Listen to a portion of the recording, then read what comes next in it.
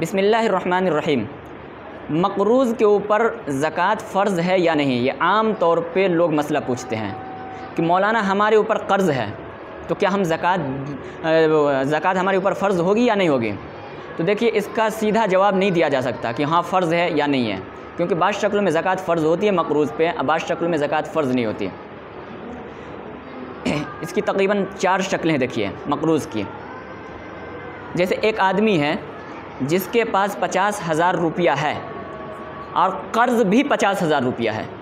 अब अगर वो 50,000 रुपया कर्ज़ वाले को दे दे तो 1 रुपया भी नहीं बचेगा।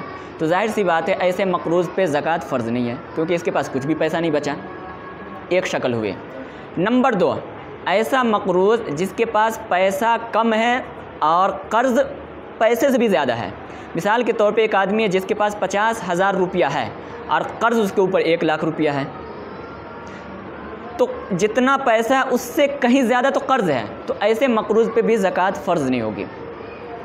नंबर 3, वो मक़रूज़ कि जिसके पास पैसा है और कर्ज़ कुछ है, तो कर्ज़ देने के बाद देखेंगे कि इसके पास निसाब के बराबर माल बच रहा है या नहीं।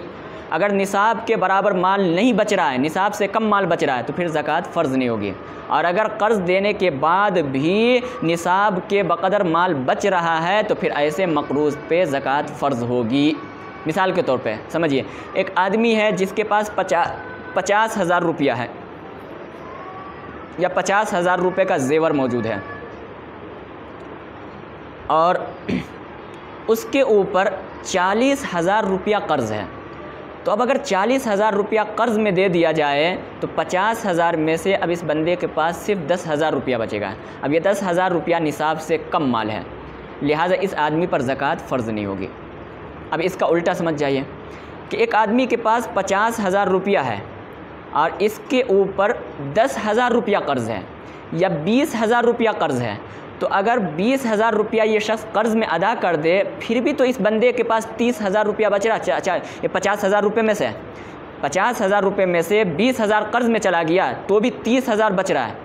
और 30,000 रुपया ये निसाब के बक़दर माल मौजूद है, क्योंकि निसाब के बक़दर 21,000 रुपया ही में ज़कात फ़र्ज़ हो जाती है। इस बंदे के पास ये कर्ज़ अदा करने के बाद भी 30,000 रुपया बचा हुआ है, तो ऐसे मक़रूज़ पे ज़कात फ़र्ज़ होगी।